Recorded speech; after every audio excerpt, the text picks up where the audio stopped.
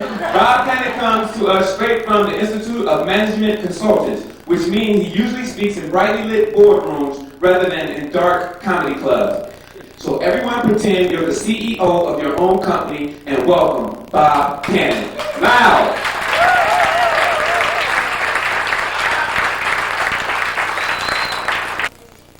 Thank you.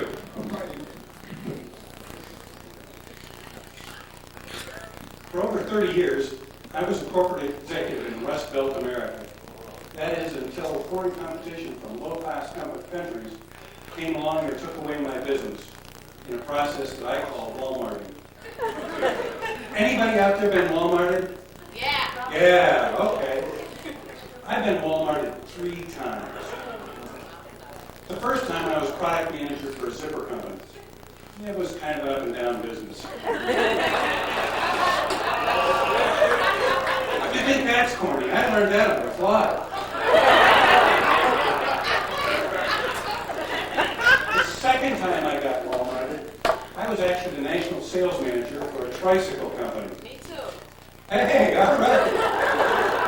Another consultant. Actually, a lot of people thought of me as the head peddler. Did you get the same thing? You didn't think the bit about the up and down was the worst joke you're going to do. Actually, if you go to Walmart today, you won't find any tricycles from America. They're all from Korea or from China. The third time I got Walmarted, I was vice president in charge of tools. No, not the kind of tools you're thinking about. I'm talking about hammers and pliers and talking guns. If you go to Walmart today, all the tools you'll find there are from China or from India. It's a sad state of affairs. Having been Walmarted 3 times, a lot of people consider me to be unemployed.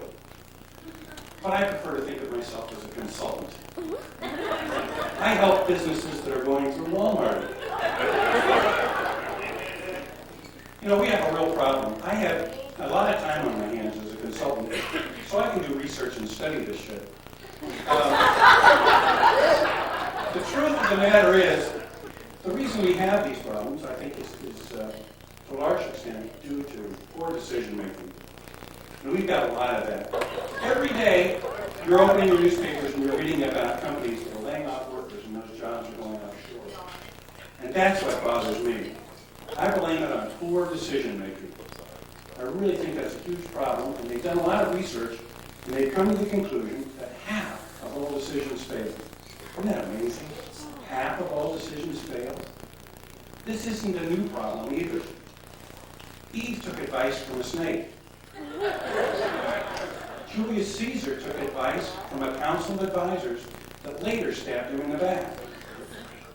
People have used everything from astrology, numerology, palm reading, fortune tellers, crystal balls, psychic friends network, even consultants to help them make better decisions. And it hasn't worked. There have been a lot of processes, but one of my favorites is attributed to Herodotus from 450 BC. And I can see a lot of your decision makers here using the same process. And the way it works is everybody would get together and they would discuss the problem when they were drunk. They came to a conclusion, they would wait, and the next morning when they were sober, they would review it again, and if they came to the same conclusion, they would adopt that solution to that particular problem. By the same token, if they had a problem when they were sober, they would discuss it and then wait until they were drunk and discuss it again, and if they agreed, then they would adopt that as their solution. I'm pretty sure that not only you guys, but a lot of businesses are run the same way today. When you stop to think, I don't know, how many of you have ever heard of 6 Sigma? Here's some hands up here. 6 Sigma is a process that companies are spending hundreds of millions of dollars on to control the output of their manufacturing processes and ensure that good product is coming out in excess of 99% of the time. The part that's so weird about this is that the executives in the ivory towers have a process called decision making, where they're only making good decisions 50% of the time. And that to me is amazing. I can't help but think, what kind of a competitive advantage would we have if those folks could improve their decision making even just a little bit? How many jobs could we save if we had a little bit better decision making. I've come to the conclusion that one of the main reasons that decisions fail is because of a thing called perspective. Now, perspective is something we've all got, and we all use every day. It's a shortcut to help us make decisions. But the problem is executives have limited perspectives because they spend too much time in their ivory towers talking to other executives, and thereby limit their perspective. I need your help right now to help me with a little experiment in perspectives.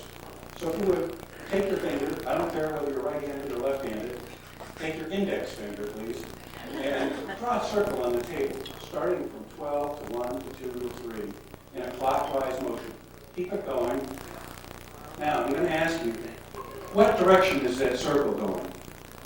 Clockwise. Are you sure? Okay. Now, draw that same circle on the ceiling, keeping it going in a clockwise motion. What direction is it going? Okay. Are you sure? Slowly lower your hand, keeping that circle going, until it's below your eyes. Now tell me, which direction is that circle going? Aha! A minute ago, you were all convinced that that circle was going clockwise. Everything stayed the same. Nothing's changed except your perspective. I think it's absolutely critical that you have a diversity of perspectives when you're making good decisions. That's critical to good decision making. So, if you know an organization that has trouble making decisions, I know where this consultant who specializes in decision making doesn't charge much more than a Walmart greeter, and is right here today. My name is Bob Cannon. Thank you, and make good decisions.